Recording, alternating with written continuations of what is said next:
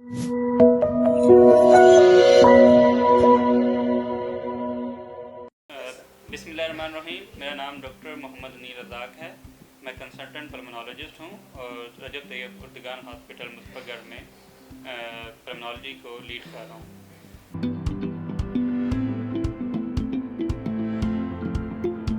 आज जो टॉपिक है जिसके बारे में मैं डिस्कस करना चाह रहा हूँ, बताना चाह रहा हूँ, वो ऑक्सीजन है। ऑक्सीजन हम सबको पता है कि हमारी जो है वो एक अहम ज़रूरत है और ज़िंदगी का हिस्सा है।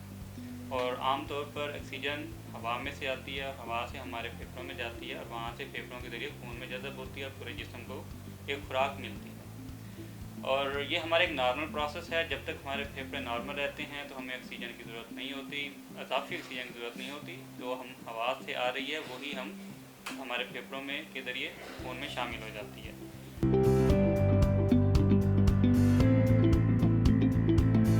पिछले 2 या 3 साल से आपने नोट किया होगा, जब से ये कोविड आया है और ऑक्सीजन फेफड़े ख़राब होना शुरू हुए और ऑक्सीजन की मिकदार बढ़ गई, तो हमें बाहर से ऑक्सीजन देनी पड़ी, जो कि मुख्तलिफ फार्म में आई, मुख्तलिफ शक्लों में दी जाती रही। जैसे कि ऑक्सीजन सिलेंडर मौजूद थे, लिक्विड ऑक्सीजन होती है, उसके ज़रिए दी जाती है।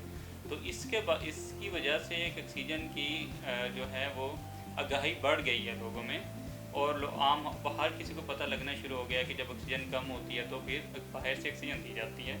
और ऑक्सीजन को चेक करने के लिए एक आला होता है जिसे हम पल्स ऑक्सीमीटर कहते हैं, और उसके ज़रिए हम फिंगर पे लगाते हैं या पाँव पे लगाते हैं, जिससे हमें पता लगता है कि जिसम में कितनी ऑक्सीजन है। तो बेसिकली ऑक्सीजन जो है हमारी नॉर्मल ज़िंदगी में, हमारे यहाँ जितना हम नॉर्मल वर्क कर रहे हैं, और ऑक्सीजन इस तरह समझ लें जैसे हम खाना खाते हैं, हमारे सेल्स को, हमारे जो जिस्म के खुलिये हैं जिनको हम सेल्स कहते हैं, उनको ऑक्सीजन की उसी तरह ज़रूरत होती है। जिसमें जैसे मैंने पहले बताया कि कोविड के दिनों में जब लंग्स ख़त्म हुए, लंग्स ख़राब हुए, तो हमें ऑक्सीजन बाहर से देनी पड़ी। इसी तरह बहुत सारी और वजूहात भी हैं जिसकी वजह से ऑक्सीजन हमें बाहर एक्स्ट्रा ऑक्सीजन देनी पड़ती है।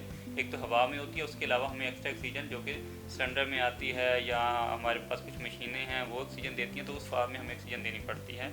हमारे पास अल्लाह का शुक्र है कि हमारी जितनी भी साइंस है उसने इतनी तरक्की की है कि वो हवा से ऑक्सीजन को सेपरेट करते हैं, अलहदा करते हैं, और फिर वो हमें इजाफी शक्ल में दी जाती है। उसमें कुछ जो हमारे पास कंपनीज़ हैं वो ऑक्सीजन की एक मशीन देते हैं जिसको बिजली पे लगाते हैं, और साथ वो क्या करती है कि हवा से ऑक्सीजन सेपरेट करती है और एक ज़्यादा मिकदार में वो आपको ऑक्सीजन देती है। दूसरा तरीका हमारे पास जो इजाफी ऑक्सीजन देने का है, वो हमारे पास सिलेंडर है, सिलेंडर मिलते हैं। अमूमन आपने कभी हॉस्पिटल में गए हों तो आपको आइडिया होगा, वहाँ आपने ऑक्सीजन सिलेंडर देखे होंगे, तो उसके ज़रिए ऑक्सीजन दी जाती है। तीसरा जो हमारे पास एक लिक्विड ऑक्सीजन होती है, लिक्विड ऑक्सीजन भी आती है जो कि हमारे पास डिफरेंट सिलेंडर फॉर्म में आती है, तो वो भी उसी तरह जो है वो इजाफी ऑक्सीजन दी जाती है। तो मेन हमारे पास जो ऑक्सीजन है वो, अगेन मैं दोबारा बताना चाहूँगा कि ऑक्सीजन जो है उसके बगैर ज़िंदगी मुमकिन नहीं है। आप सांस तो कितनी देर रोक सकते हैं? अगर भूखा तो आप पूरा दिन रह सकते हैं, लेकिन सांस जो है वो आप 2 से 3 मिनट भी नहीं रोक पाते, और वो आपके लिए जो है वो आपकी ज़िंदगी के लिए नुकसानदेह हो सकता है। तो इस तरह हमारे पास हमें शुक्रगुज़ार होना चाहिए उस साइंस का, उस कंपनीज़ का जो ये चीज़ें अवेलेबल करवाती हैं, जिनके बगैर हमारे लिए जो है ऑक्सीजन की कमी पूरी हम नहीं कर पाते।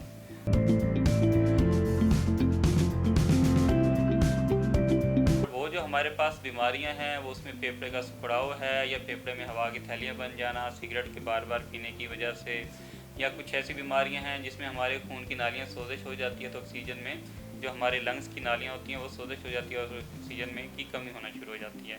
तो आखिर में मैं इसमें ये कहना चाहूँगा कि अल्लाह हम सबको ऐसी बीमारियों से महफूज रखे और अल्लाह मियाँ हमें अपनी नेमतें अता करता रहे। शुक्रिया।